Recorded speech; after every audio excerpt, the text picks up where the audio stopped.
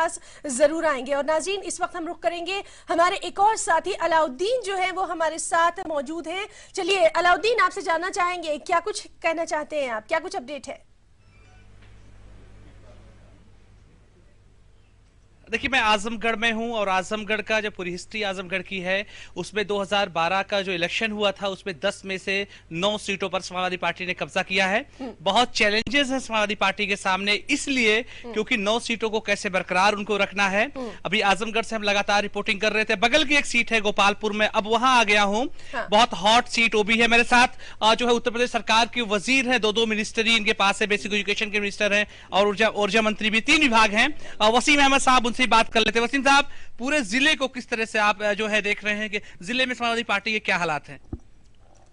Samajwadi party के अच्छे हालात हैं, क्योंकि समाजवादी पार्टी ने जितना काम किया है, जब भी सरकार आई समाजवादी पार्टी की, तब तक आजमगढ़ का विकास हुआ। माननीय नेताजी मुलायम सिंह यादव जी रहे हों या माननीय अखिलेश यादव जी आज मुख्यमंत्री हैं, उन दोनों मुख्यमंत्री के काल में जितने काम हुए उतने आजादी के बाद कहीं किसी भी सरकार में काम नहीं हुआ। लेकिन वसीम साहब, नेताजी प्रचार करने तो नहीं आए, नेताजी ने किसी का प्रचार ही नहीं किया और नेताजी यहाँ से लोकसभा के सदस्य भी हैं, एमपी भी हैं, क्या जवाब देंगे आप?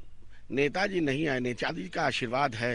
माननीय मुख्यमंत्री जी उन्हीं के बेटे हैं, माननीय डिम्पल जी उनकी पतों हैं, दोनों लोग यहाँ पर आकर के वोट मांगने का काम किया, प्रचार कर दिया। तो इसका मतलब है कि सारे लोगों ने प्रचार कर दिया है, उसको करने का काम। लेकिन नेताजी 2 जगह तो गए थे, आपके जसवंत नगर गए थे, लखनऊ कैंट सीट पर गए थे।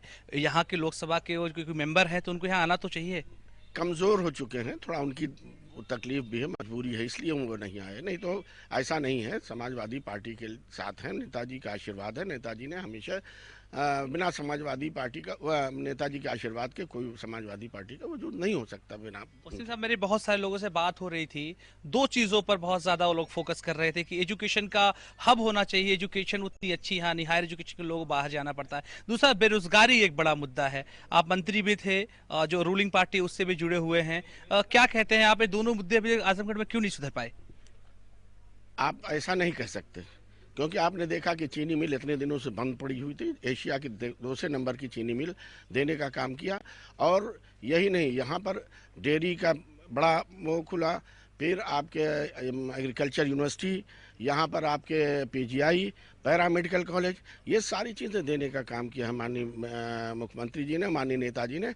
इसलिए उस पर भी गया है, क्योंकि इससे जब ये रोज़गार ये फैक्ट्रियाँ लगी, ये चीज़ बने, तो रोज़गार भी मिला आजमगढ़ को। इसलिए हमारे यहाँ के लोगों को रोज़गार से भी जोड़ने का काम किया है। कुछ लोकल लोग भी आए, उनसे बात कर लें। आपको क्या लगता है कि समाजवादी पार्टी ने इस पूरे इलाके का विकास किया है? इस बार जो 10 में से 9 सीटें आई थी 2012 में, वो कंटिन्यू हो रही हैं? लग तो नहीं रहा कंटिन्यू हो रही हैं। क्यों? कुछ गलत लोगों का चुनाव हो चुका था।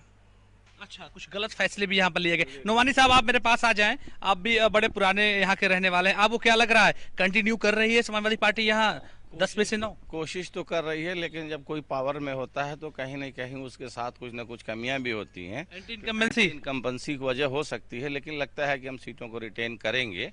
कोशिश तो पूरी है और उसमें लगे हुए। हाँ, ये जरूर है कुछ फैसले गलत हुए, उससे कुछ मैसेज गलत गया है, लेकिन उसको कोशिश कर रहे हैं। वसीम साहब, पॉलिटिकल आदमी हो तो बचाव करेंगे, नेताजी नहीं आए, आप तो एक वोटर हैं, आपको क्या लगता है उनको आना चाहिए था? आना चाहिए था। जौनपुर में कल आज आए हुए हैं, उनको आना चाहिए था, उससे फर्क पड़ता था। और कम से कम इस गोपालपुर में तो जरूर आना चाहिए था, क्योंकि गोपालपुर की जनता ने उनको, और इस गोपालपुर की जनता ने सबसे ज्यादा वोटों से जिताया था। तो हम लोग चाहते थे कि नेताजी आते तो हौसला और बढ़ता। आने से दुख है नेताजी के, अब कारण तो नेताजी जानेंगे कि क्यों नहीं आए वो जो है, लेकिन दुख है।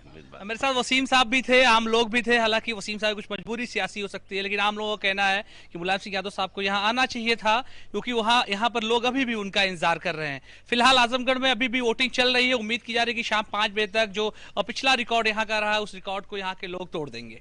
जी अलाउद्दीन, आपसे ये भी जानना चाहेंगे, लगातार आपने वहां का जो सियासी मंजरनामा है उसको बहुत करीब से देखा है। हम ये भी देख रहे हैं कि जो समाजवादी पार्टी में आपसी जो मंजर उनका रहा है, आपसी जो लड़ाई रही है, उसका कहीं ना कहीं असर जो है वो जरूर पड़ता दिखाई दे रहा है।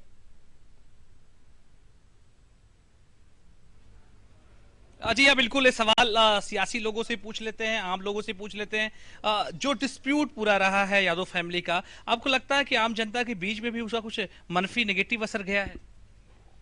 वो तो हमारी पार्टी का प्रचार और हो गया, कहीं उसका निगेटिव नहीं गया बल्कि पॉजिटिव गया। और आज जिस तरह से समाजवादी पार्टी का वोटर जो पिछले दिनों इतने दिल और जान से नहीं वोट करता, तो अब की दफा उससे ज्यादा दिलो जान से वोट करने का मैं काम। इस बात को समझ सकता हूँ, आप 100% वफादार हैं समाजवादी पार्टी के लिए, इसीलिए इस तरह का जवाब है। नुमानी साहब, सच क्या है बताएंगे?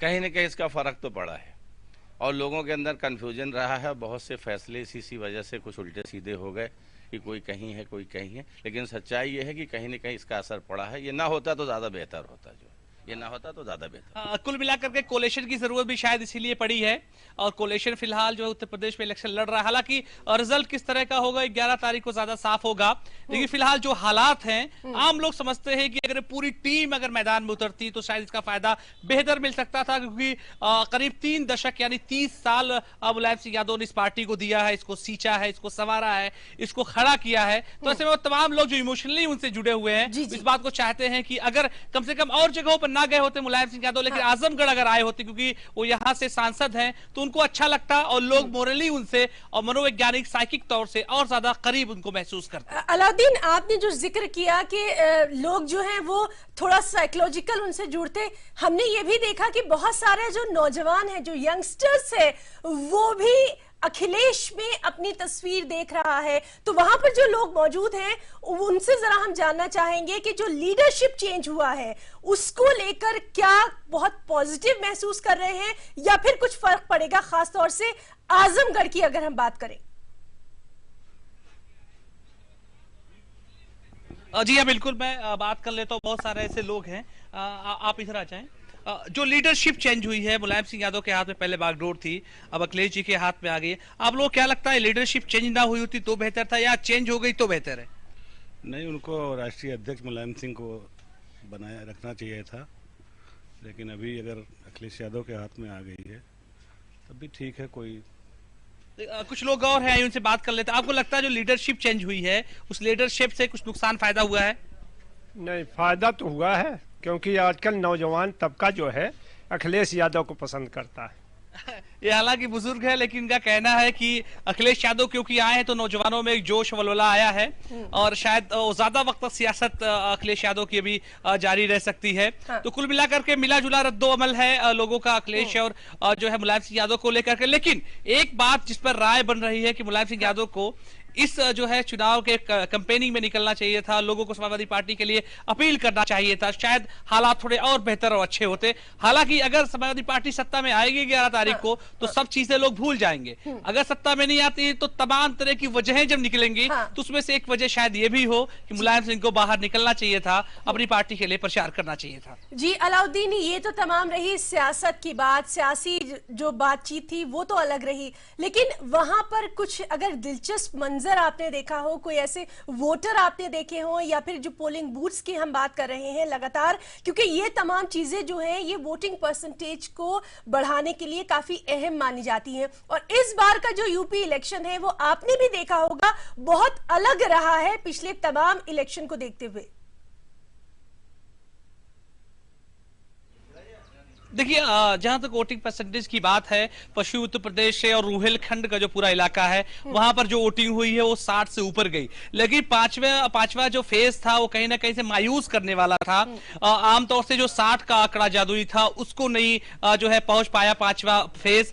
आज का जो पूरा इलेक्शन हो रहा है, छठा फेज, इस बात की उम्मीद की जा रही है कि 60 से ऊपर जो है परसेंटेज जाएगा। कुछ जगहों पर 65% भी जो है चौथे और थर्ड फेज में गया था, लेकिन देखने वाली बात होगी कि हालात कैसे बनते हैं। हालांकि जो पूरा इलाका है सिर्फ 49 सीटों पर इलेक्शन हो रहा है, और ये पूरा इलाका इस बात के लिए जाना जाता है कि पॉलिटिकली ये लोग बहुत जरखेज जमीन है। ये वो जमीन है जहां से न सिर्फ सियासी तौर से रहनुमा पैदा होते हैं, बल्कि आप एजुकेशन के जो है एरिया में देखेंगे तो बहुत सारे लोग हैं, बहुत सारे ऐसे लोग हैं जो फिल्म इंडस्ट्री में भी काम बेहतर कर रहे हैं। इसके अलावा जो है उद्योग धंधों में भी बेहतर काम यहाँ के लोग कर रहे हैं। तो कुल मिलाकर के उम्मीद जताई जा रही है कि जो डेमोक्रेसी का ये जो पूरा का पूरा मेला है, डेमोक्रेसी डेमोक्रेसी का जो ये पर्व है या त्योहार जो है उसमें लोग बढ़ चढ़कर हिस्सा लेंगे। हालांकि ऑफिशियली 6 बजे बाद साफ होगी, लेकिन अभी फिलहाल आजमगढ़ में बहुत ज्यादा जोश देखने को नहीं मिल रहा। जो आंकड़े 11 बजे के तक थे वो 22% थे। हालांकि मामला भंजन में बहुत 30% तक का आंकड़ा था, कुशीनगर में 30% का आंकड़ा था। तो हम तो उम्मीद यही करेंगे जो लोग घरों पे बैठे हो, टीवी देख रहे हो, इन इलाकों के